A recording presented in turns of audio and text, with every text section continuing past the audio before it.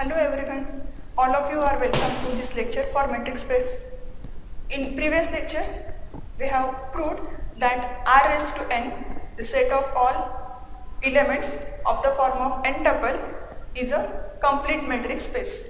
That means what? Every Cauchy sequence in Rn is a convergent sequence. Then Rn is a complete metric space. Now we also consider the same concept, that is completeness. We will consider two examples. CAB show that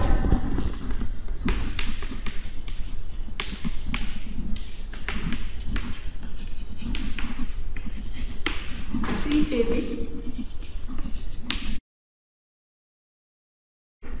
is a complete metric space.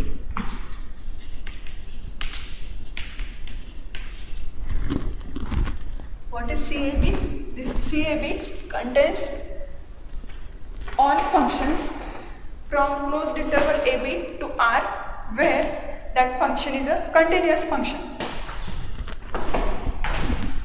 CAB is the set of all functions from AB to R where f is continuous.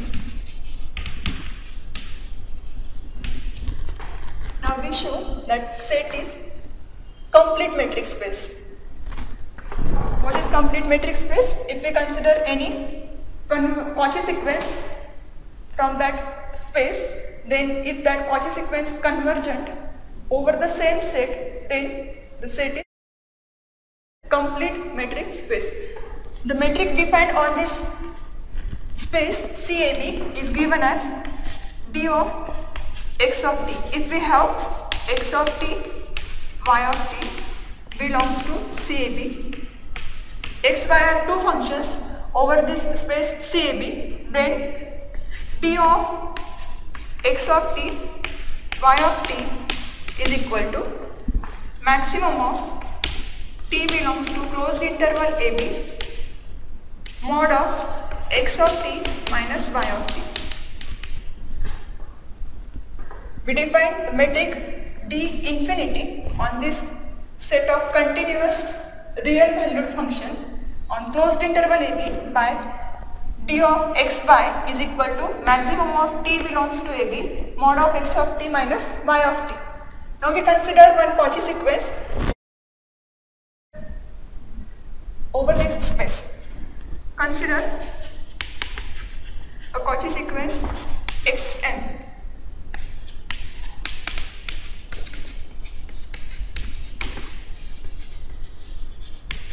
In CAB. Being Cauchy, by definition of Cauchy sequence, for given epsilon positive, there exists a natural number such that d of or d infinity of xm and xn less than epsilon for all m n greater equal this capital N. Definition of Cauchy sequence tells that distance between mth term and nth term of the sequence xm is negligible, that is, it is less than epsilon whenever m and n are greater than or equal to capital N. Now we show this sequence is a convergent sequence, then this space will be complete metric space with respect to this metric. What is the definition of this? D infinity of xm and xn, this is equal to maximum of, that is maximum of t belongs to closed interval AB. Now we consider t0 belongs to closed interval AB mod of xn of t0 minus xn of t0. It's less than epsilon. The left side is maximum of xn of t0, xn of minus xn of t0, where t belongs to closed interval AB, and maximum of all that modulus is less than epsilon, means each mod is less than epsilon. That is mod of xm of t0 minus xn of t0 is less than epsilon, where for all t0 belongs to closed interval AB. But this xm of t0 is a continuous function on set of real numbers. This xm of t0 denotes the sequence. This xm of t0 is a sequence of points in real numbers, and this is what the definition of Cauchy sequence. Xm of t0 minus xn of t0 less than epsilon. This means this sequence xm is Cauchy sequence in R. If we consider the usual metric, then this is the definition of Cauchy sequence in R. For given epsilon positive, we have considered epsilon greater than 0. Then there exists n belongs to set of natural number where xm of t0 minus xn of t0 less than epsilon. For all t0 belongs to AB, also for all m n greater equal capital N. But this sequence is Cauchy sequence in R. Hence, why it is Cauchy sequence in R? Because this xm of t0 is the image of the point t0. xm and xn are the points of the sequence xm, that is Cauchy sequence, and that are functions from closed interval AB to R. Means xm of t0 and xn of t0 belongs to R. Images of any point from the closed interval AB are real numbers. Hence xm of t0, xn of t0 belongs to R, and their difference is less than epsilon, implies that the sequence is Cauchy sequence in R. But R is complete metric space.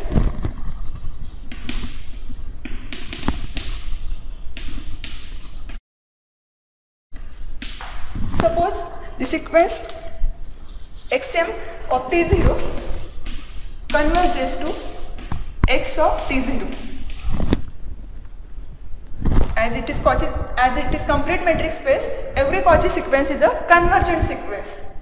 For m tends to infinity, xm of t0 converges to x of t0 as R is complete metric space. What we have, if we call this as equation number first, xm of t0 converges to x of t0. If we are able to prove that x of t0 is a continuous function on closed interval AB, then we will prove this sequence xm is a convergent sequence in CAB, and that converges to x of t0. It is only to show this point x of t0 is a continuous function on closed interval AB. For that, consider equation number 1.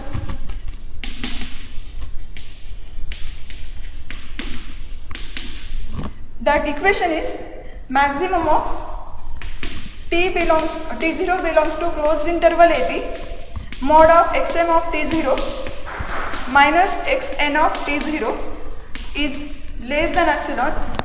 This implies that maximum of t0 belongs to closed interval or a single modulus xm of t0 minus xn of t0 is less than epsilon for all m n greater equal capital N and t0 belongs to closed interval AB. Now consider n tending infinity.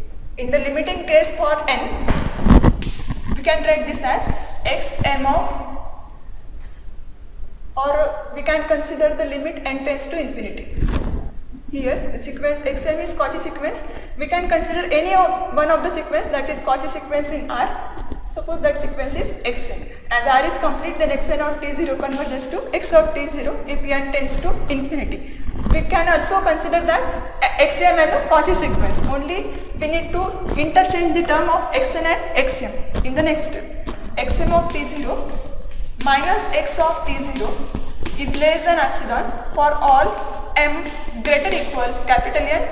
T0 belongs to closed interval AB, and this xn of t0 tends to x of t0 if limit n tends to infinity, as n tends to infinity. Initially we write as n tends to infinity, then this modulus changes to this modulus. What is the definition? This is the definition of uniformly continuous function. This xm of t0 or xm of t0 is continuous function on the closed interval AB, and this is what the definition of uniformly continuous function. This implies that xm of t0 or say xm of t is uniformly continuous function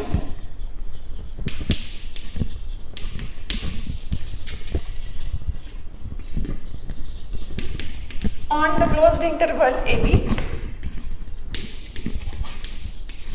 Hence, this function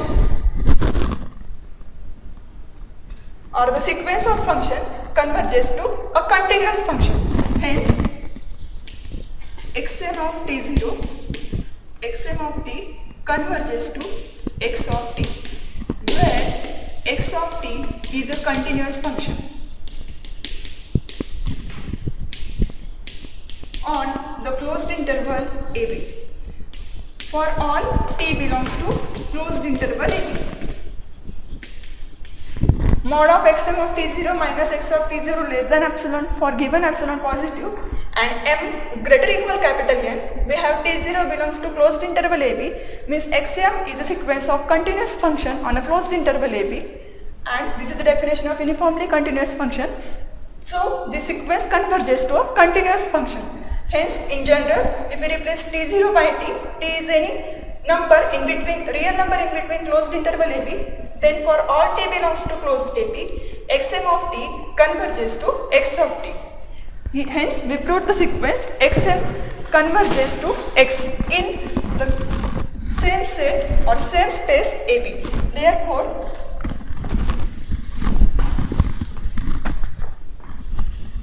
hence the sequence xm converges to x in CAB.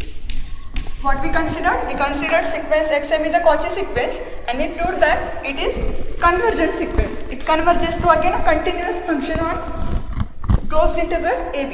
Hence, the space CAB is complete metric space.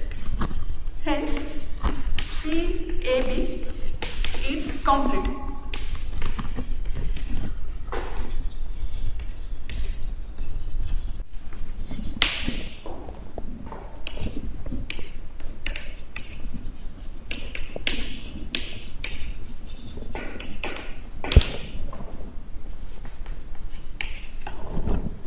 Now we show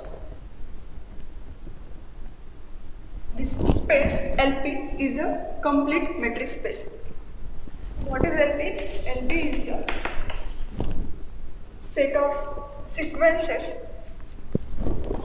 or we consider the element of LP is in the form x1, x2, x3 and so on, where the sum from I equal to 1 to infinity xi and its modulus raised to p is finite.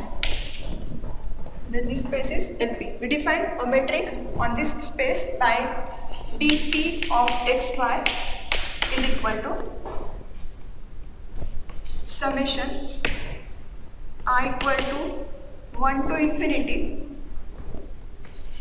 mod of xi minus yi raised to p and bracket raised to 1 upon p. This is the metric defined on this space LP. Now we show that space is a complete metric space. For that we consider a Cauchy sequence over the same space, and then we will show that sequence is convergent over the space LP. Let xm. Now this xm is a Cauchy sequence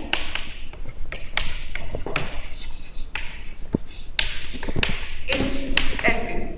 What is the meaning of this Cauchy sequence in LP? The sequence is in the form of alpha 1, where xm, that is nth term of this sequence, is given as alpha 1 m, alpha 2 m, alpha 3 raised to m and so on. This m denotes all these elements of this tuple belonging to the nth term of the sequence, where these alpha i's are from set of real numbers or from set of complex numbers, where alpha I raised to m belongs to R or C for 1 less equal I less equal infinity. This is nth term of the sequence. Then what will be the nth term of the sequence? Xn is in the form of alpha 1 raised to n, alpha 2 n, alpha 3 n, and so on. As this is a Cauchy sequence in LP, hence by definition of Cauchy sequence, for given epsilon greater than 0, there exists a natural number capital N such that dp of xn is less than epsilon for all m n greater equal capital N. By the definition of dp of xy, this will be mod of summation of mod I varies from 1 to infinity xi here minus alpha I raised to m minus alpha I raised to n, mod of alpha I m minus alpha I n raised to p and whole bracket raised to 1 upon p less than epsilon for all m n greater equal capital N and 1 less equal I, somewhere is from I equal to 1 to infinity. Call this equation number 1. Consider peak power of both sides. What we get? Sum I equal to 1 to infinity alpha I m minus alpha I m raised to p is less than epsilon raised to p, as this sum modulus is less than epsilon raised to p. Each term, that means each modulus is less than epsilon raised to p. This implies mod of alpha I raised to m minus alpha I raised to n is raised to p is less than epsilon raised to p. Taking peak power of both sides, we get mod of alpha I raised to m minus alpha I raised to n is less than epsilon for all m n greater equal capital N, where these alpha I belonging to either reals or complex numbers, and we are defining their distance alpha I raised to m, alpha I raised to n. This is the distance in between 2 points of the real numbers, that is in usual metric space. This is d of alpha I raised to m minus alpha I raised to d of alpha I raised to m and alpha I raised to n in R or in C. But we know both are complete metric spaces, hence every Cauchy sequence is a convergent sequence.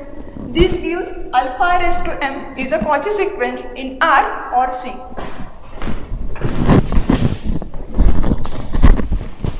This implies alpha I raised to m is Cauchy sequence because of what? For given epsilon positive, we are writing this difference is less than epsilon, where this alpha I belongs to either reals or complex number. Then the sequence, by definition of Cauchy sequence, this statement gives alpha I raised to m is a Cauchy sequence in R or C. But R and C are complete metric spaces.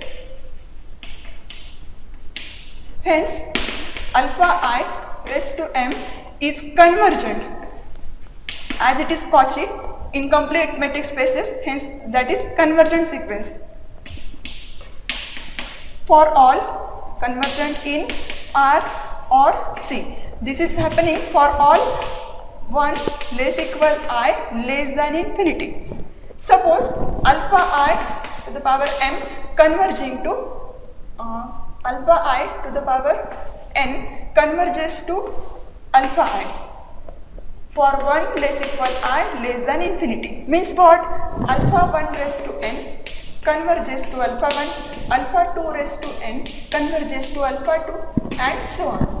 That is what, if we consider the n tuple, alpha 1 raised to n, alpha 2 n, alpha 3 n, this sequence in LP converging to the limit alpha 1, alpha 2, alpha 3, and so on. Only we need to prove this element belonging to LP. See, we have considered the sequence which is Cauchy sequence in LP. Now, we proved that alpha I raised to m, one of the term of this modulus. From this equation, we get alpha I raised to m is a Cauchy sequence in R, but R is complete metric space. Hence, each term of this tuple is convergent sequence in R or C. Because R and C are complete metric spaces. Hence, if we consider alpha I raised to n converges to alpha I, then pointwise convergence gives alpha 1 raised to n converges to alpha 1, alpha 1 to the power n. This is not actually the power, this is only the notation of sequence xn. These are points of the sequence xn. Alpha 2 n converges to alpha 2. And similarly, if we consider this tuple belongs to LP, this belongs to LP space, then each term converging pointwise to the term alpha 1, alpha 2, alpha 3, and so on. We only need to prove this element belongs to LP. That is what the limit of the sequence. Then we can prove Cauchy sequence is also convergent sequence. For that, consider the equation number first. The equation number first is this last equation.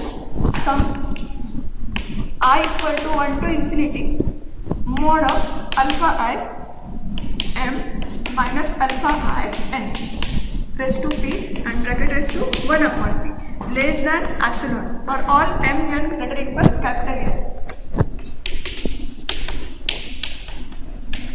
and 1 less equal I less equal infinity. N tending infinity, we have proved alpha raised to I is a Cauchy sequence in R. We can also consider that as alpha raised to n as a Cauchy sequence in R, because all m and n are greater than or equal to capital N. Means we also can take alpha I raised to n and consider alpha I raised to n converges to alpha I.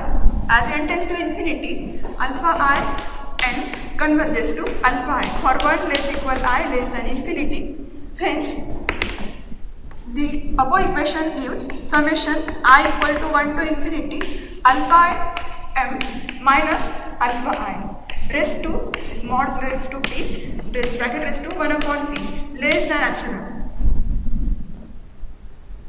If we consider peak power of both sides, then we get sum I equal to 1 to infinity alpha m minus alpha I is modulus raised to p is less than epsilon raised to p. See, what is epsilon? Epsilon is the smallest positive number. Hence, epsilon raised to p is again a positive number. This summation of modulus raised to p less than epsilon. Meaning of this is what? If we expand this sum, what we get? Alpha mod of alpha 1 m minus alpha 1 raised to p plus mod of alpha 2 m minus alpha 2 raised to p plus so on is less than epsilon raised to p. This is happening whenever m greater equal capital M. Okay. This means what? What is this? This means each term of the sequence xm minus x. Consider this difference term wise. Xm minus x is this term, is this bracket, and this is less than epsilon raised to p. This means what? The sequence xm converging to the point x. This implies this element xm minus x. This represents the element xm minus x because x is what? X is this element. Alpha 1, alpha 2, alpha 3 and so on belongs to the LP. Now we prove that belongs to LP is the element of LP. as this is the element of LP, and also xm belongs to LP. Hence the addition xm minus x minus xm belongs to LP. We can add this term. xm is an element of LP, xm minus x is an element of LP. So this xm minus x plus minus xm is also the element of LP, that is minus x belongs to LP, that is x belongs to LP. What we proved from this last step, we can say, see this is equation number 2. Therefore, from equation number 2, the sequence xm converging to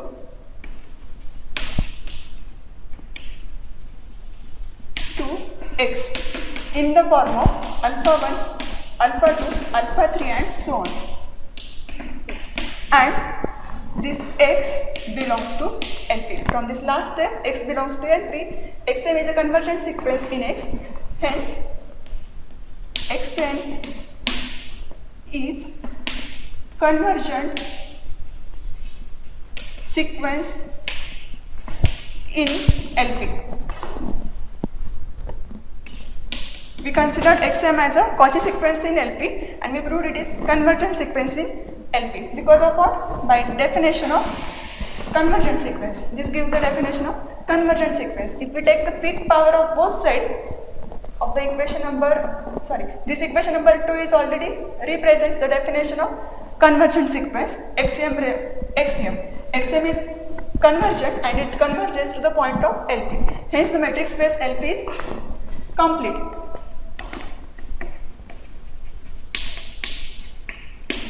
From equation number 2, dp of xm x is less than epsilon for all m greater equal capital N. Therefore, for given epsilon positive,